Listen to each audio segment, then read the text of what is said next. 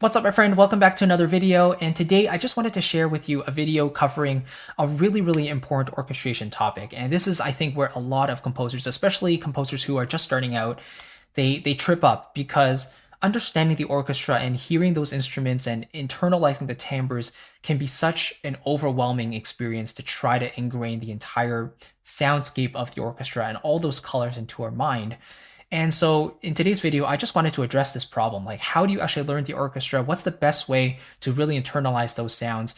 And how do we then, in effect, choose the right instruments for our music and for our arrangements every single time? And I think that's the dream for all orchestrators, is to know exactly what colors evoke certain emotions and how to actually approach arranging from that sort of perspective, knowing exactly what you want to choose to achieve exactly what effect, okay?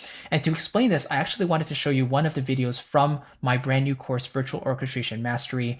It is live this week, by the way, in case you're interested.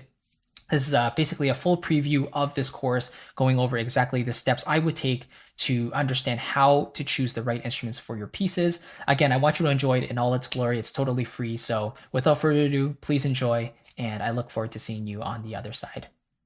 All right, welcome back to the next video. So here we're going to cover one of the most important topics in this entire course. If there's one thing you can take away, I hope it's this one. Because I think where we get stuck a lot of times is instrument selection. We just have so many colors at our disposal, but we don't really know where to start. And so I'm going to provide a very specific, simple framework that you can follow every single time that you can use to choose the correct instruments for your piece of music, no matter what. All right, so let's kind of dive in. Why is instrument selection so important in the first place? Well, every instrument not only sounds different, but evokes a unique emotional response in every person. I think this makes sense, right? So depending on your influences, when you grew up, what you grew up listening to, all of those different experiences will create different emotional responses when you hear certain sounds over others. So our job as the composer and arranger is to share our musical message with our listeners in the most effective way possible. Choosing the appropriate instruments will translate your musical ideas seamlessly and effortlessly. And on the flip side, choosing the wrong instruments can create dissonance in your message and distract the listener. So you might be wondering, well, how do you know if it's right or if it's wrong, right? Well, we're going to go through that exercise in just a second, but I want to walk you through a 3-step process. So step number 1 is to write down the technical aspects of the instruments that you are thinking of using. So this might be the ranges, this might be how they're played, how they change pitches, some idiomatic considerations, all of that stuff that is important to know. You will want to write that stuff down. Okay, that's step number 1. Step number 2 is then to write down the sound quality or the timbre of the instrument as well. Now, this is important because when we talk about orchestration, we always want to think about the orchestra as a palette of colors, right? Colors. So the timbres that each instrument produces is completely unique, but those are the colors that we have to choose from. So this is going to be different for you compared to me, compared to someone else, because the way you interpret a timbre and the way you describe a certain sound quality or timbre is going to be different. We're going to use different words. We're going to hear it a bit differently, right? So I'm going to go with you over my process and how I interpret these sounds in just a second, but just know that your results may differ as well. And then step 3 is to write down how those timbres and instruments make you feel. And this is definitely going to be different compared to my findings or someone else's, because again, the way we interpret these instruments and these sounds will absolutely be different for every single person. So if that doesn't really make that much sense just yet, let me go through into my Word document and I will go through this step by step with you. And again, if you want to download this for your own reference, feel free to do that as well. Under the video, you can just click the download button and grab this chart that we're going to go over. So without further ado, let's jump into it and I'll show you my process. All right, so here we are. So I've kind of created a pretty small document, but I've included all the necessary instruments that we would see in a regular symphony orchestra. I've left out some of the doublers for sure. You can definitely add those in if you want to, or when you're creating your own table, because I just want to show you the overall workflow of how I would fill this out. So I've already gone ahead and filled in some of the technical details, ones that I think are pretty important. For all the instruments, I've pretty much put in the ranges. So for violin, for example, G3 to A7, viola, C3 to E6. So these are just good to know. you know, when you're orchestrating, when you're arranging with your virtual instruments and you don't really know what's practical, just know that these are the extreme ranges from lowest to highest, and then you probably want to write somewhere in the middle. And then here I've also written down articulation details here for the strings. For the flute, I've written down as the highest besides the piccolo. Lots of breath is needed. The clarinet is a single reed instrument. Oboe and bassoon are a double reed. Like, these may not be pieces of information that are absolutely necessary, but these are technical aspects of these instruments that might be interesting to you, that you might want to write down. Here I've written down the trumpet is the most agile brass instrument because it's the smallest and the highest. The French horn is commonly stacked with more horns. So I'm just giving myself little notes here, as you can see. Okay. This type of thing is probably going to be the most universal across all of our charts. But now moving on to the timbre, how do those timbres make you feel? And for sure, you can go into your sample library and play each of these instruments out so you can get a sense of how they sound, and then you can go through and write the timbres down. But I already have a good sense of, you know, how these instruments sound to me, so I'm going to write down my first impressions. So for me, the sound quality of a violin is emotional. It is, let's say, thin at times. It can be thin. Emotional, thin, high end.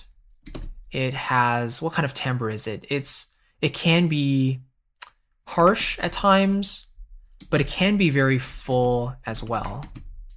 You know, I think emotional we should say for the emotional response section. So I'm just gonna say thin, more high end, can be harsh, but it can be full as well, with more bow pressure, right? Okay. Now the viola is darker, huskier than violin. And what else can I describe about the sound quality? Darker and huskier than the violin. Well, actually, that's pretty much it, because it's pretty similar to the violin, but the overall sound is a bit darker, so that's fine. Now the cello, I can say it's very rich, it's buttery, smooth, and full. That's what I think of when I hear the cello. The bass, I would think low end. I hear overtones. I hear, let's see,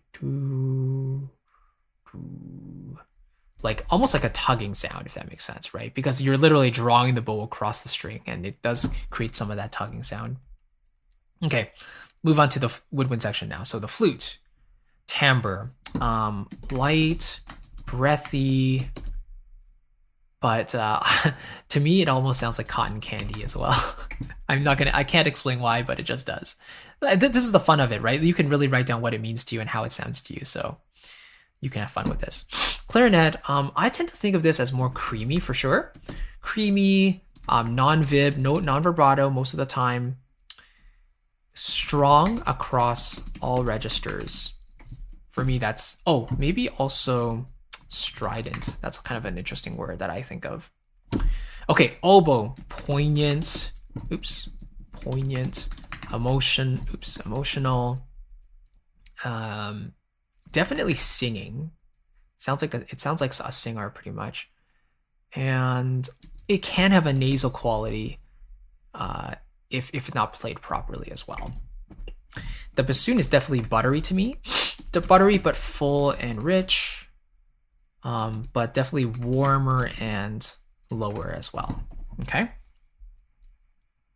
Yeah, so notice how these different instruments, right? I've kind of listed things like it's maybe lower or higher, but I've tried to list out the characteristics of the sound as much as possible and what kind of words they give me, like the ideas that I'm hearing as soon as I think about that type of sound when I'm hearing them in my head. Okay, let's move on to the trumpet. So we can hear blaring if it's in the higher dynamics, right? Definitely gives us that brassy. Well, okay, brassy is something you could say for all the instruments, so I'm going to leave that out. But blaring, we can say declamatory and bright, but also full. Now the French horn, the first word that comes to mind is always warm. Warm, full, rich. And what else? Yeah, definitely like mellow as well. Trombone, I tend to think of as a brighter version of the French horn at times. So it can be warm, but it's also strident and bright like the trumpet. And this is interesting because the trumpet and the trombone have a similar type of construction. Their bores are similar, just like how the French horn and the tuba are similar in construction. So the tuba is definitely warmer, it's definitely full, it's rich, it's mellow, but it just contains a lot of low end there as well. Whereas the French horn has a lot of variety in its range as well. So I'm gonna say versatile. Okay, let's just go with a couple of these percussion ones too. So bass drum, emphatic, resonant, let's see, emphatic, resonant, doom, doom, boom, spreads out easily because it really is super resonant. Timpani, what's the type of sound? What's the sound quality? Basically, it's like a tuned bass drum, essentially. So still super resonant, and full. Snare drum definitely gives us that military feel. And how does that sound? Mid-range, tapping. That's kind of the timbre. It's a little harder to describe the timbres of these percussion instruments because their timbre is just so unique, you know. Piano is definitely, let's see, more consistency across whole range. It really doesn't sound like there's a specific timbre I can list. I guess I could say it's maybe like percussive, but there's some, let's say it's like ringing, pleasant, ding, ding, ding, ding, ding, slightly percussive, let's say that. The xylophone is definitely more percussive, harder hits, and then the celesta is definitely ringing as well, but bell, it's kind of like a bell too, so that's really cool. All right, let's move on now to the emotional response. So this is where we can have the most fun. Like, how do these instruments actually make us feel? Now, again, you can get super detailed in this because you can talk about like when the violins are playing quietly or loudly, or what type of articulations they're playing, how do those make you feel? But I'm just gonna say in a general sense, maybe they're all playing an emotional type of passage. So how does that make me feel? So violins, when they're playing a passionate line, they tend to make me feel excited, rapturous, ecstatic. And the violas tend to make me feel more grounded, warm, and I feel more settled in a way. The cellos make me feel powerful. They make me feel, they make me feel like I want to sing. Because, you know, it really replicates the human voice in a really accurate way, I think, and it's super versatile. Powerful, I want to sing. And what else? How does it make me feel? It makes me feel loved. It really does. The basses make me feel sturdy and they give me support. That's how I view them. So, okay, flute. Okay, how does this make me feel? Nervous. It makes me feel, it makes me feel light and, yeah, anxious in a way, but it's also comforting, yeah. Okay, the clarinet, it makes me feel a bit more flat. Maybe it's because of the lack of vibrato. That's why I tend not to use the clarinet that much myself in my orchestrations, but it makes me feel a bit flat, maybe a bit, okay, I'm just gonna say it. It makes me feel fat too. For some reason, it just does. Flat, fat, but loving as well. Okay, you're probably like, what in the world is this guy talking about? But it's true. I'm just listing out my first impressions here. The oboe makes me feel like it's very passionate, warm, understanding, but also calling out as well. Okay. Yeah, it's more like reaching out. Okay, how does the bassoon make us feel? The bassoon makes me feel melancholic. Understanding as well. Like I feel like I understand you better when I hear the bassoon. Melancholic, understanding, and just warm and fuzzy inside. There we go. How does the trumpet make me feel? It makes me feel excited. I think of fanfares, so I think of marching and increased energy. Okay. How do the French horns make me feel? They make me feel warm and fuzzy as well. They give me a sense of strength and compassion. I like that word. Then we have the trombones, which makes me think of more military, strong, fanfare type of thing. And the tuba, I would definitely say, is warm, mellow as well, full and buttery and rich for sure. All right, and then we have the percussion. So really quickly, I would say the bass drum gives me that low end boom. It makes me feel strong and sturdy. And then the timpani, I would typically use for the low end support. So it makes me feel excited, especially with the rolls. And then what else? It makes me feel strong and supported for sure. Then we have the snare drum, which makes me feel nervous. It makes me feel fast and energetic for sure, especially when it's playing with those more rhythmic patterns. Xylophone kind of makes me feel like a mouse. So mouse, tiptoeing. Then we have the piano, which is classic. I mean, piano just makes me feel warm and fuzzy. It also makes me feel confident because I know it can encapsulate so many things. So it's very versatile. And finally, the Celesta is more for like delicate situations. So it makes me feel delicate, makes me feel happy and almost bright. So yeah, generally that's pretty much it. And it doesn't have to be exactly how you feel about the instruments, but it could even just be how do you react when you hear those instruments. And again, like we said, we can go even more in depth here. You can do ensembles, you can just do solos. Like how do solo violins or solo violas make you feel compared to ensembles, right? How does it make you feel when they're playing staccato versus spiccato or staccatissimo or sustains, legato, right? Usually you're probably writing in a certain style, like your go-to style. So that probably assumes certain articulations or certain performing styles. And you can use that as a base for your template here or for your table. And that should give you some ideas. But again, this should give you a lot of information already. So the technical details, that's the most boring part, but the timbre is where we start to explain what colors we're interpreting from these instruments. And then the emotional response is how do those timbres make us feel as a response or as a result of hearing those, you know? So if you go through these 3 steps, then you pretty much have a really good template to build off of for choosing your instruments every single time. So just as a quick recap, what will this document do for us? Well, first of all, it'll help us know exactly what each instrument is, how it sounds due to the timbre, and then how it makes us feel.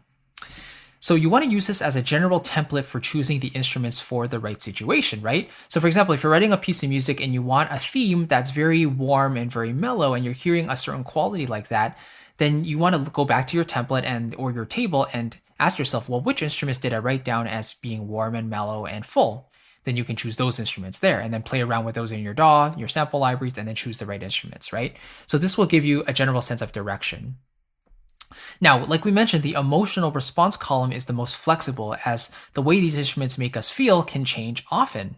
So maybe a bassoon makes you feel really warm and comforted at first, but it might also make you feel really scared or puzzled later in a couple of months, right? You just never know, but I want you to continue to update that table whenever you feel differently. And every piece you write will call for a certain mood or sound. So this document really can help solidify your instincts and give you that solid direction like we just talked about.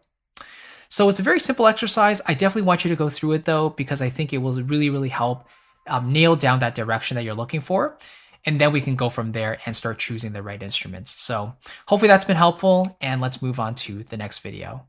All right, my friend, thank you so much for watching. I hope that was insightful. I hope it gave you some new ideas to take and put into practice. Again, choosing the right instruments to evoke the certain emotions or atmospheres you're going for is so, so important, because when you choose the wrong instruments and choose the wrong articulations, then it could evoke even the opposite mood that you're going for, right? So really following this 3-step framework to really just note out every single thing you know about these instruments and then how you want them to affect certain emotions like certain moods, certain atmospheres.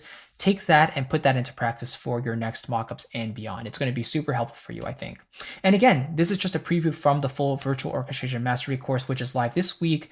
If you'd like to grab it, check it out. It's the first link in the box below, and it's currently on intro price until Friday, tomorrow at midnight, after which the price will go up and the special bonuses will go away. So if you're interested in checking it out and getting it at the best price, I would highly recommend you doing so. And if you really want to just upgrade your orchestration skills once and for all, be super confident in your virtual mockups, then I can highly recommend joining us here this week. So thank you again for watching. I'll see you next week with a brand new video, and take care. Bye-bye.